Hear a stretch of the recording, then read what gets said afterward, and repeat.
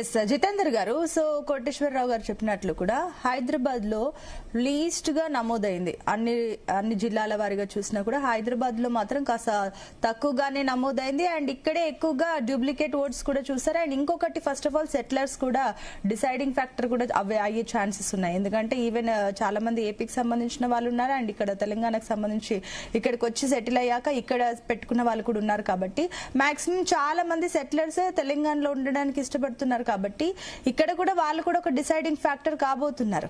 So ఏంటి, ఎందుకు హైదరాబాద్ లో తక్కువగా లిస్టింగ్ అయ్యింది? ఎందుకు ఇందాక ఆయన కోటేశ్వరరావు గారు అన్నట్లు ఈవెన్ మా ఇంటికి కూడా ఎవరు రాలేరు, ఏ పార్టీకి సంబంధించిన బిఎల్ఓలు కూడా ఎవరు రాలేరు నాకు తెలుసు కూడా. సో ఎందుకు అన్ని పార్టీలకు సంబంధించి ఏ బిఎల్ఓలు కూడా ఇంటికి వచ్చి ఇవన్నీ లిస్టింగ్ చేసిన సిచ్యువేషన్ లేదు? బై అలాంటిది ఏం లేదు, చేయగలిగినంత చేసిండ్రు. చేయకపోవడం అనేది ఇప్పుడు నిరంతరంగా చాలా కాలం, దాదాపుగా 40 రోజుల వరకు ఈ కార్యక్రమం జరిగింది. కాబట్టి అటు ఇటు కొన్ని చిన్న చిన్న సమస్యలు ఉంటాయి. దీంట్లో ఏంటంటే ఎలక్షన్ కమిషన్ అనేది పూర్తి పాత్ర. ఇప్పుడు మన దగ్గర చూస్తే ఇప్పటి వరకు వచ్చినటువంటి రిపోర్ట్ లో చూస్తే మరణించిన వారు 8 లక్షలు కనబడుతుంది దీనిలో. అదే విధంగా 2-3 చోట్ల ఉన్నోళ్ళు 3,18,000 ఓటర్లు ఉన్నట్టు ఉన్నది ఇక్కడ.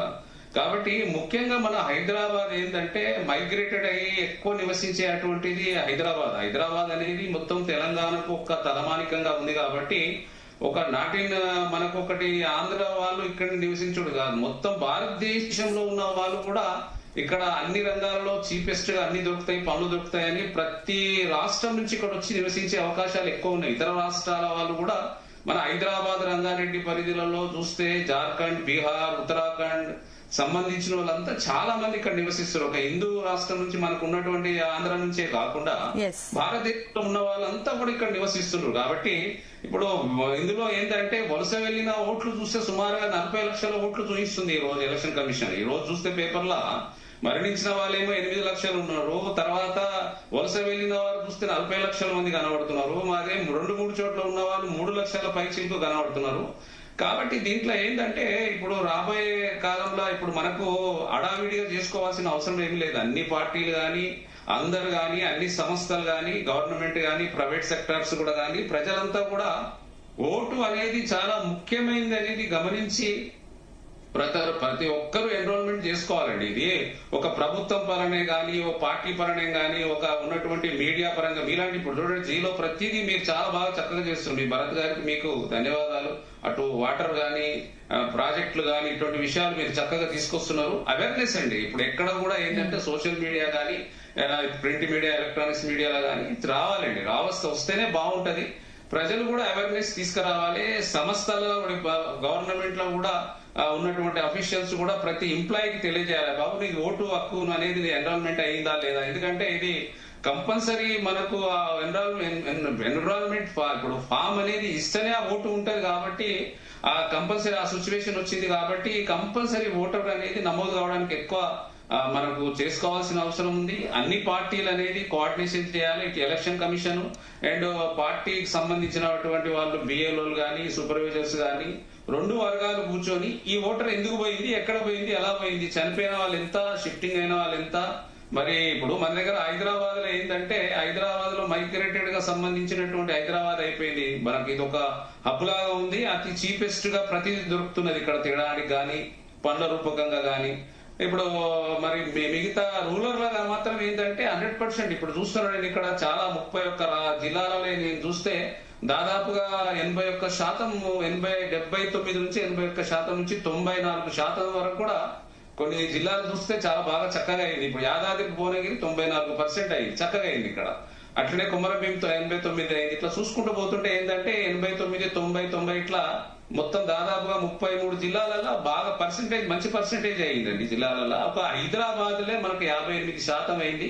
ఆ 58% కావడానికి కారణం ఏంటంటే మైగ్రేటెడ్ ఉన్నటువంటి భారతదేశం అంతా ఉన్నటువంటి అనేక రాష్ట్రాల వాళ్ళు ఇక్కడ ఉపాధి కల్పన కోసం, చీపెస్ట్ గా ఉండడం కోసం వాళ్ళు మైగ్రేట్ అయ్యి ఇక్కడ వచ్చిన వాళ్ళు ఉన్నారు. అంటే ఒకటి, హైదరాబాద్ లో ఓట్లు తగ్గితే కాంగ్రెస్ కి అది రాజకీయంగా ఎంత నష్టం కలిగే ఛాన్స్? ఇందులో నాకు అనుభవం ఉన్నాక నేను చెప్తున్నా, ఇందులో ఎక్కువ నష్టం నాకు తెలిసి మజ్లిక్స్ జరుగుతుందండి. ఎందుకంటే దొంగ ఓట్లు ఎక్కువ చేసిన వాళ్ళు ఈ రోజు నేను ఇది నాంపల్లి కాన్స్టిట్యున్సీలలో చూసినాను. దాదాపుగా అందులో 3,80,000 ఓట్లు ఉంటే ఇప్పుడు 1,50,000 ఓట్లు అనేది కనబడకుండా పోయినాయి. అందులో ఏమైంది అంటే లేదు. అట్లా ఎక్కువ నష్టం జరిగే అవకాశాలు అయితే ఇక్కడ మన హైదరాబాద్ లో మజ్లిస్ కి ఎక్కువ జరగవచ్చు అని నా అభిప్రాయం అక్కడైతే. కాబట్టి ఉన్న ఓటర్ ని మాత్రం అన్ని పార్టీలు విమర్శించుకోవడం కాదండి. ఇప్పుడు ఎలక్షన్ కమిషన్ అని స్వతంత్ర పద్ధతిగా నడిచేటువంటి సంస్థ అది. కాబట్టి ఇక్కడ మనకు రాష్ట్రంలో మనకు ఉన్నటువంటి పరిస్థితులు ఏంటంటే ఇంకా ఎలక్షన్ ఇంకా టైం ఉంది. దీంట్లో విమర్శనాత్మకంగా ఎవరు విమర్శించకూడదు. దీంట్లో ప్రతి ఓటర్ ని, ప్రతి పార్టీ, ప్రతి బిఎల్ఏ, తర్వాత సూపర్వైజర్లు, పార్టీ పరంగా ఉన్న వాళ్ళు, అన్ని పార్టీలోళ్ళు స్వచ్ఛందంగా పనిచేసే వాళ్ళు ఇంకా అవేర్నెస్ తీసుకురావాలి. ఇంకా సమయం ఉంది, మనకు సమయం ఉంది. కాబట్టి ఈ ఓటర్లని ఇంకా కోఆర్డినేట్ చేసి మనకు వాళ్ళని ఎన్రోల్మెంట్ అయ్యేటట్టుగా చేయగలిగితే ఎక్కడ పోవు. పైన ఓట్లు అనేది డీటెయిల్ గా కూడా రిపోర్ట్ వచ్చేస్తుంది మనకు. ఎందుకంటే ఇంకా 2 సంవత్సరాలు ఉంది, మనకు మంచి అవకాశం ఉంది మనకు చేసుకోవాల్సి. ఓకే, సో పావని గౌడ్ గారు, ప్రభుత్వం కూడా దీంట్లో సీఎం గారు కానీ మా పార్టీ కానీ వెరీ సీరియస్ అండి. ప్రతి ఓటర్ అనేది ఓటు పోకుండా ఉండాలనే ప్రయత్నం మాత్రం మేము రెగ్యులర్ గా జూమ్ మీటింగ్స్ కూడా నడుస్తున్నాయి. మాకు ఉన్నటువంటి పిసిసి గారు, మిగతా వాళ్ళు, సీఎం గారు కూడా కానీ, మంత్రులు కానీ, ఇది పక్కా ఉండాలన్నట్టుగానే మా ప్రభుత్వం మాత్రం